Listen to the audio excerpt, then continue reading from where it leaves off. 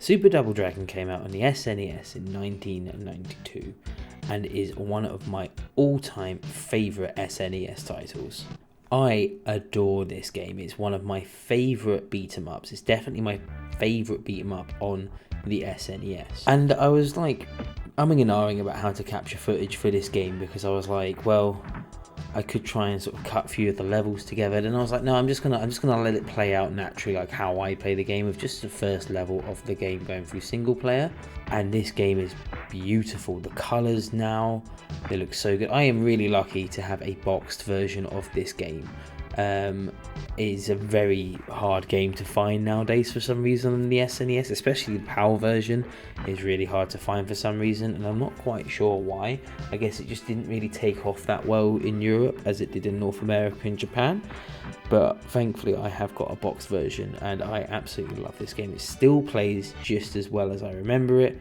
I've managed to keep the box in pretty good condition, and yeah, it's great. It's your standard beat 'em up affair. If you ever played any of the Double Dragon games, or you played Streets of Rage or anything like that, it's pretty straightforward. You got like a fighting combination: your punches, your kicks, your jump kicks, and then there's a whole host of weapons in this game, which I absolutely love. The weapons in this game, you have proper crunch to them, and they all feel individually. You get like some nunchucks, grenades, knives, a bow staff. I think a little bit later on you get like a sword.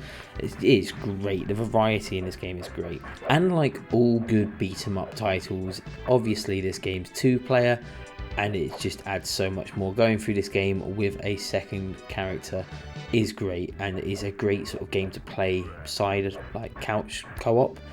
Awesome, love it.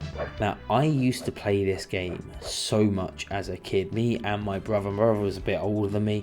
We used to play this all the time, and I just thought it was so good. It's incredibly hard to go back to now, but I feel that is the case with most SNES games. You go back to them now and they're just insanely hard, and you're like, how did I ever do this as a kid? Like, I had that experience with the first Command and Conquer game. I went back and played that recently, and I was like, oh my god, this is so hard. Now, weirdly enough, when this game was released, it was just not reviewed very well. I don't really know why. Like, looking just on sort of the internet now, looking at some of the reviews, it scored absolutely varied. Sometimes some people were scoring it 8 out of 12.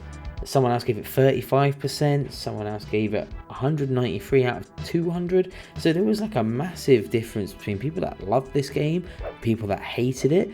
And I don't really understand like why anyone would dislike this game. It's a pretty straightforward like beat 'em up game. I don't really get why the hate for it. Like, you know what it is going in. It's just I mean, like, it does get very hard, and like as you can see at the moment, the enemies absolutely love to throw cheap shots into you where you just can't do anything about it. But that's the same with any of these sort of beat 'em up games. This just happens sometimes.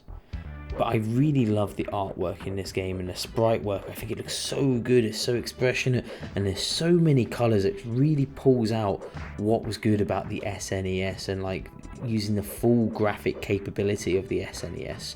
I just think it looks a fantastic game, and it's still really fun to play.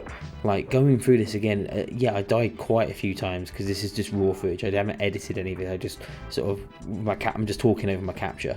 And I die quite a few times because it is hard, it is grueling. The enemies do a lot of damage to you, and it's just a case of get good. And I love it when you manage to get one of these like counters in, when you catch their punch and just obliterate them.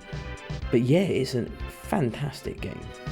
And I feel like it's a game that just doesn't get talked about. Like, when people talk about the SNES, they never really talk about Super Double Dragon. And it wasn't, I guess maybe because it wasn't like a massive turning point in the gaming franchise. Like, it wasn't a Super Mario World, it wasn't a Star Fox, or it wasn't like a even like Yoshi's Island, but I'm very biased for Yoshi's Island. Like, it wasn't something like a big turning point. It was a standard game, but it was a good standard game, and it still holds up. Now, I'm genuinely super curious, like how many people also played this game and who remembers it? I just want to say in a second I get absolutely done over by a boomerang, but then so does the enemy, so you know. But yeah, who remembers this game? Like, did anyone else play this game? Did anyone else hate this game, or did they love this game? Just let me know in the comments. I genuinely love to strike up a conversation about this game, because I will talk about this game to anyone. And if there was any of like the sequels, I think there was another game after this which was Return to Super Double Dragon, which I think might only be a Japanese exclusive game, but that game came out, and there's the Double Dragon games that were on the NES, which were a bit of a weird one. Like I would genuinely love to get an NES and try and play the Double Dragon games, because I know that for some reason they're not co-op, which is weird because your Double Dragon implies two players to me. But for some reason, I think the first Double Dragon game is not co-op because there was a sprite issue with how many people can like be on the screen at once. But yeah, let me know if you have any memories of just the franchise in general, and what you liked about it, what you didn't like about it, what you think would a modern Double Dragon game look like. Like if they were just to bring out another one now, do you think it would sell very well? Would they do like a 3D one, or would they have to keep it sprite based?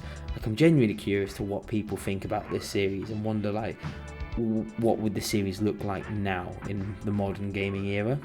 But like I said, let me know in the comments, and yeah, we'll start up a conversation. Now, one of the enemies I do just want to talk about very quickly is, I guess this is like the boss of the first level. You have to fight a random guy in a karate outfit, a gi, and who I can imagine is Vince McMahon. I'm not sure who this guy is. All I know is he's kicking my ass in the game. He just blocks everything and then randomly gets hit.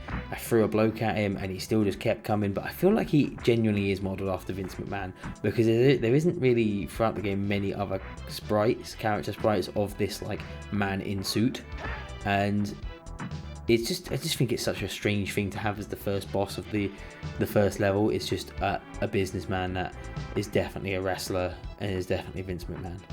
But yeah, that's Super Double Dragon on the SNES. Hope you have enjoyed this video, and I hope it has brought back some sort of nostalgic memory of this era of gaming and this game. And hopefully we'll see you in the next video. Thank you so much for watching, guys. Don't forget to like and subscribe, and there's videos out every single day on this channel except for the weekends. So yeah, see you soon.